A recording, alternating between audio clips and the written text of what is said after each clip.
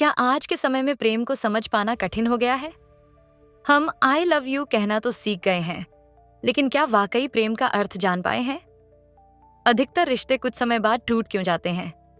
क्या इसलिए कि उनमें शुरू से ही प्रेम कम और वासना ज्यादा थी? ये सवाल हर उस दिल में उठते हैं जो सच्चे प्यार की तलाश में है। आइए, ओशो के विचारों की रोशनी में प्रेम और वासना के अंतर को गहराई से समझने की कोशिश करें। ओशो कहते हैं कि प्रेम और वासना दो बिल्कुल अलग अवस्थाएं हैं। वासना शारीरिक आकर्षण से उपजती है, ये क्षणिक है और अपने केंद्र में स्वार्थ लिए हुए है। वासना में मुख्य भाव होता है अपनी तृप्ति, अपनी इच्छा की पूर्ति। दूसरी ओर प्रेम आत्मिक जुड़ाव से जन्म लेता है, ये दीर्घकालिक है और अपने केंद्र में निस्वार्थ देना चाहता है। ओशो समझाते हैं, प्रेम तब खुश होता है जब वो कुछ दे पाता है। अहंकार तब खुश होता है जब वो कुछ ले पाता है। प्रेम में खुशी इस बात से है कि हम सामने वाले को सुख दे पाते हैं, उसकी खुशी में अपनी खुशी महसूस करते हैं। वासना में उल्टा, ध्यान इस बात पर होता है कि मुझे दूसरे से क्या मिल सकता है, चाहे वो शारीरिक सुख हो, भावनात्मक सहारा हो या सामाजिक प्रतिष्ठा। वासना और प्रेम में अंतर को एक सरल उदाहरण से समझें। मान लीजिए दो युवा हैं। पहला युवा एक लड़की की खूबसूरती से आकर्षित होकर उसके करीब आता है।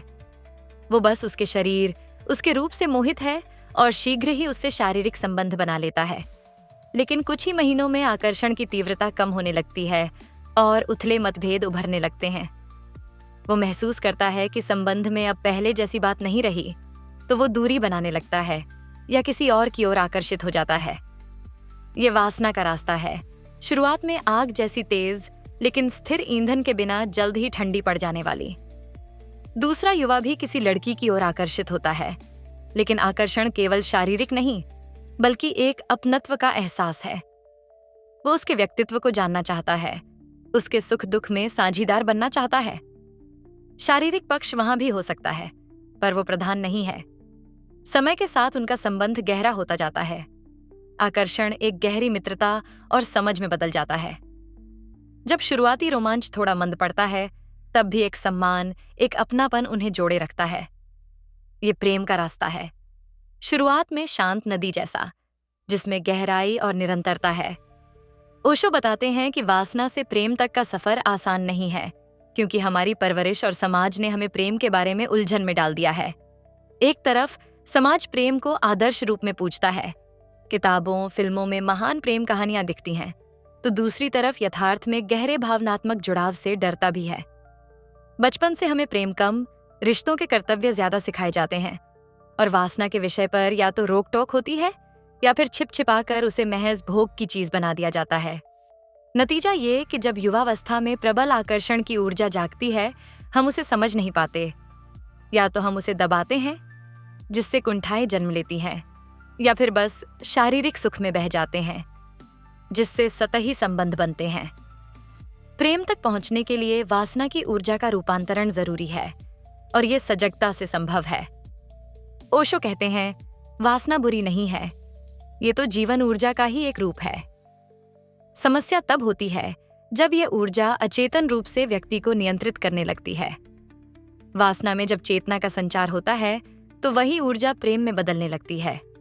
इसका अर्थ है कि शारीरिक आकर्षण के क्षण में भी यदि हम जागरूक रहें, सम्मान और संवेदना रखें, तो वासना मात्र भोग नहीं रह जाती, वो दो आत्माओं के मेल का माध्यम बन सकती है। ध्यान यहाँ बहुत मददगार है। ध्यान हमें अपनी वृत्तियों का साक्षी बनने की कला सिखाता है। जब काम ऊर्जा उत्पन्न होती है, तब यदि हम सजग रहें, तो हम उस ऊर्जा को केवल शरीर तक सीमित नहीं रहने देते, उसे दिल तक, चेतना तक पहुंचने देते हैं। धीरे धीरे वासना की आग शांत प्रेम की रोशनी में परिवर्तित होने लगती है। संबंधों में स्वतंत्रता और समझदारी बनाए रखने पर ओशो विशेष जोर देते हैं। उनका मानना था कि अक्सर दो प्रेमी शुरुआत में तो एक दूसरे को खुला आसमान देते हैं, लेकिन जरा सा करीब आने पर पिंजरों का निर्माण शुरू कर देते हैं। शक, असुरक्षा, नियंत्रण की दीवारें खड़ी होने लगती हैं। हम तुम सिर्फ मेरे हो के दायरे में अपने साथी को कैद करने लगते हैं। ये स्वामित्व का भाव वासना या अहंकार से आता है, प्रेम से नहीं। सच्चे प्रेम में हम अपने प्रिय को स्वतंत्रता देते हैं, उड़ने की, अपने तरीके से जीने की आजादी। प्रेम बांधता नहीं, बांधने लगे तो वो प्रेम नहीं रहता, मोह बन जाता है। जैसे ओशो समझाते हैं, सच्चा प्रेम अकेला होने में सक्षम है। अर्थात जो व्यक्ति स्वयं के साथ खुश रह सकता है, वही दूसरे को स्वतंत्र रहने की खुशी दे सकता है। अगर हम अकेलेपन से डरकर संबंध बनाए हुए हैं, तो वो प्रेम नहीं, एक प्रकार का पलायन है। कल्पना कीजिए एक सुगंधित फूल की। आप उससे प्रेम करते हैं तो क्या करेंगे? उसकी देखभाल करेंगे, पानी खाद देंगे ताकि वो खिलता रहे। लेकिन यदि आप उतावले होकर उसे जड़ से उखाड़ लें, अपने पास रख लें, तो कुछ समय बाद ही वो मुरझा जाएगा। उसी तरह किसी व्यक्ति से प्रेम है तो उसे बढ़ने का, अपने तरीके से खिलने का अवसर दीजिए। ओशो एक सुंदर उदाहरण देते हैं। अगर तुम एक फूल से प्रेम करते हो तो उसे तोड़ो मत, क्योंकि जब तुम उसे तोड़ते हो वो मर जाता है और फिर वो तुम्हारा नहीं रहता। इसलिए जो तुम प्रेम करते हो उसे रहने दो। प्रेम का अर्थ अधिकार जमाना नहीं, प्रेम का अर्थ आजाद करना है। अब प्रश्न उठता है कि हम अपने जीवन में प्रेम और वासना के बीच संतुलन कैसे बनाएं और वासना को प्रेम में कैसे रूपांतरित करें। कुछ व्यावहारिक सुझाव इस प्रकार हैं। स्वयं को जानें और स्वीकारें। प्यार की शुरुआत खुद से होती है। ओशो कहते हैं, स्वयं से प्रेम करो।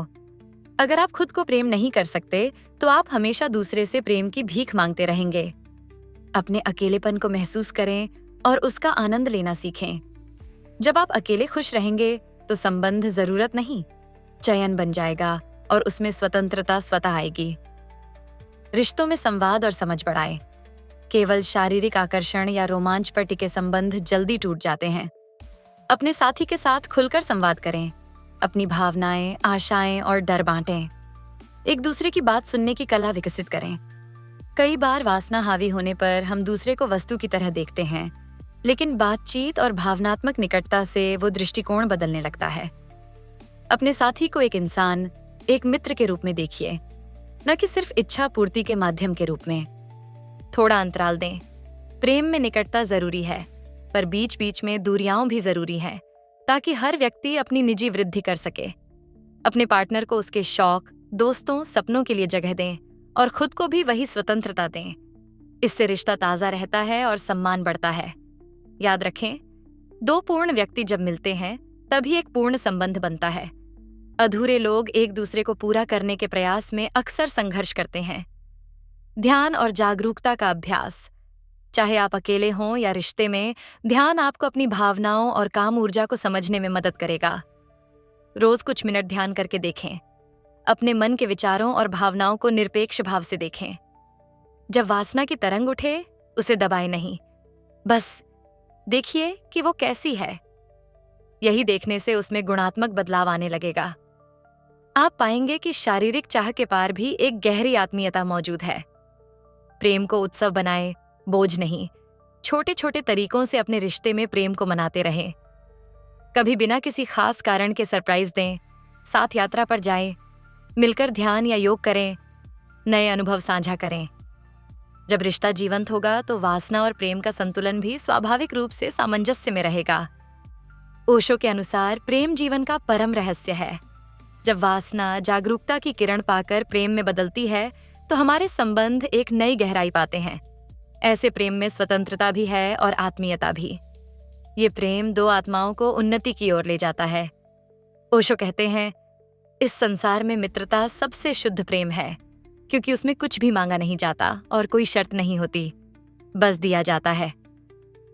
हमारे रोमांटिक संबंधों में भी यदि हम मित्रता का यही भाव ले आए तो प्रेम सचमुच पवित्र और मुक्त हो जाएगा।